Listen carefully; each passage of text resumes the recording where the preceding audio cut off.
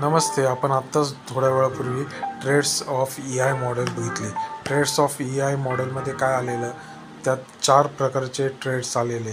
First trade होता self awareness, नंतर होता सेल्फ मॅनेजमेंट, थर्ड होता सोशल अवेअरनेस आणि फोर्थ होता social relationship management. Self awareness म्हणजे काय होतं की स्वतःभोवती आपण इंट्रोस्पेक्ट करायचं आणि अवेअर व्हायचं.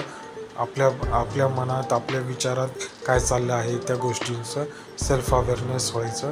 आणि सेल्फ अवेअरनेस नंतर self management. We are able to manage our emotions and feelings. That is called as self management. Then comes the part of social awareness. We are more socially aware of our surrounding. That is called as social awareness. Then comes the part of the social management. म्हणजे आपण socially सुद्धा manage करू शकतो emotions. म्हणजे आपल्या अवतीभोवती काय घडते त्याच्या इमोशन्स आपण अवेअर असणं आणि त्या मॅनेज करणं ह्याला म्हणतात social management, social responsibility management. तर त्याच्यानंतर आपण शिकत आहोत मॅनेजमेंट ऑफ इमोशन्स. आपले इमोशन्स कसे मॅनेज केले जाऊ शकतात. फॉर एक्झाम्पल त्यांनी टेक्निक्स सांगितले चार टेक्निक्सनी आपण आपल्या इमोशन्स मॅनेज करू शकतो.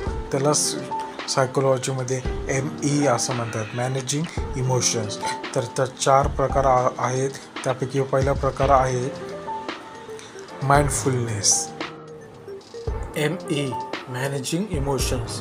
तर there are many different ways so that we can control our managing emotions differently. We can manage our emotions by first thing is mindfulness, second is deep breathing, third is replacing a particular thought, and fourth is taking help from others. पहिला आहे mindfulness. Mindfulness म्हणजे काय की आपल्या आजूबाजूला ज्या गोष्टी घडतात किंवा आपल्या शरीरावर कुठे अमुक ठिकाणी थंड वाटते, गरम वाटते, खाज येते, अशा गोष्टीची जाणीव असणे याला म्हणतात माइंडफुलनेस. माइंडफुलनेस हा एक प्रकारचा मेडिटेशनचा प्रकारसुद्धा आहे. माइंडफुलनेस नंतर टाईम येतो तो म्हणजे डीप ब्रिदिंगचा. डीप ब्रिदिंग म्हणजे खोलवर श्वास घेणे. यालाच आपण nowadays deep breathing has been replace by shallow breathing. लोक वरच्यावर ब्रीथ करतात, त्यामुळे ह्याचे परिणामसुद्धाही वेगळे होतात. डीप ब्रिदिंगमध्ये आपल्या शरीराला रिलॅक्सेशन फील होतं आणि आपली लंग्सची कॅपॅसिटी ऑलमोस्ट फुल अशी वापरली जाते डीप ब्रिदिंगमध्ये. म्हणून याला बेली ब्रिदिंग असं म्हणतात, ब्रीथ फ्रॉम बेली. थर्ड आहे replacement of a particular thought. आपण जर वेगवेगळे प्रकारचे इमोशन्स किंवा फिलिंग्स आपल्या मनात तसेच ठेवले तर त्यामुळे आपल्याला अँक्झायटी, डिप्रेशन अशा गोष्टी होण्याचे चान्सेस असतात.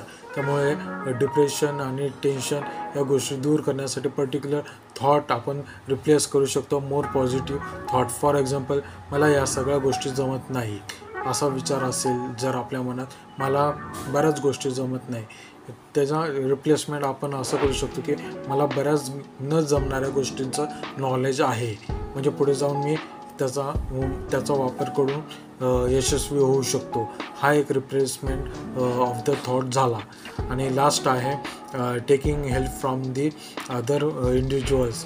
For example, we can take help from other psychologist in our place. तर सायकोलॉजिस्ट आपल्याला काउन्सिलिंग करू शकतात, सायकोथेरपी असते, हिप्नोटिझम पण असतं, ज्याच्यामध्ये आपण आपले पूर्वीचे थॉट्स चेंज करून be more positive and we take the all the emotion positively and feelings behaviours are taking place positively. जसं आपण विचार करू तसे आपले शब्द फुटतात आणि जसे आपले शब्द असेल तसेच आपली कृती होते. त्यामुळे जर पॉझिटिव्ह विचार असले तर पॉझिटिव्ह शब्द बाहेर पडतील व पॉझिटिव्ह ॲक्शन आपल्या हातातून घडून जाईल. थँक्यू.